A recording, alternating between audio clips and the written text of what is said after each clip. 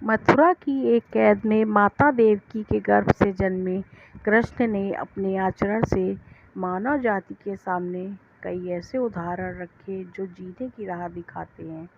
ऐसा ही एक उदाहरण है उनके रणछोड़ बनने का। जी हाँ, एक बार कृष्ण भी युद्ध को बीच में ही छोड़कर मैदान से भाग गए थे। फिर भी शत्रु का वध हुआ और हजारों निर्दोष नागरिकों की सुरक्षा हुई।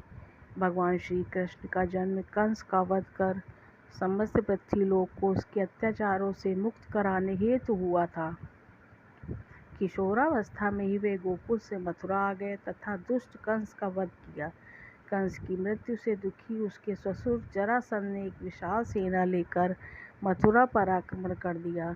इस आक्रमण में उनके साथ शिशुपाल और कालयवन जैसे शक्तिशाली राजा भी शामिल थे। जल्दी ही सेना मथुरा जा पहुंची और मथुरा की राजसभा में कृष्ण तथा बलराम को सेना को सौंपने का संदेश भेजा गया। इस युद्ध को टालने तथा मथुरा के निर्दोष नागरिकों को बचाने के लिए कृष्ण ने रातों रात वहां से सैकड़ों किलोमीटर दूर समुद्र में एक नई नगरी द्वारिका का निर्माण करवाया। अपनी माया से उन्होंने समस्त नागरिकों, उनके पशुओं तथा संपत्ति को नींद में ही नई नगरी में पहुंचा दिया।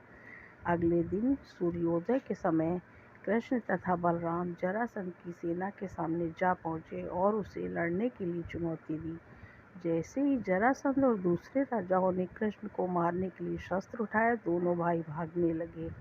उन भाइयों के पीछे जरासंध तथा कालयवन जैसे राजा भी भागने लगे।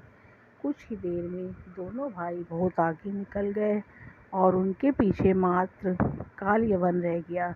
उसे देवताओं ने वरदान दिया था कि उसकी हत्या किसी अस्त्र या शस्त्र से नहीं होगी। ऐसे में वह निर्भीक था और लगातार कृष्ण का पीछा करते करते एक गुफा में जा पहुंचा।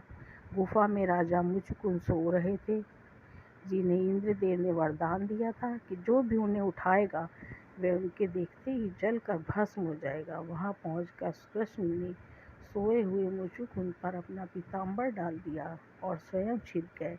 कालयवन भी वहां जा पहुंचा और सोए हुए राजा मुचकुंद पर पीताम्बर देख उन्हें ही कृष्ण समझ बैठा। उसने मुचकुंद को उठाने के लिए लात मारी, जिसके कारण उनकी निद्रा खुल गई और उनके देखते ही कालयवन वहीं पर जलकर भस्म हो गया।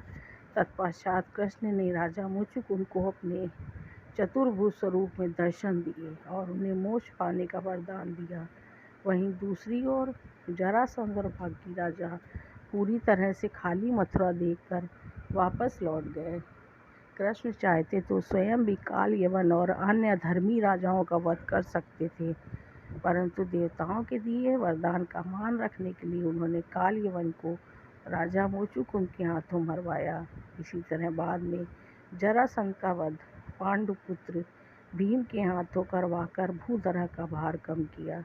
इस कहानी के बाद कृष्ण के नाम के साथ हमेशा के लिए रणछोड़ जोड़ दिया।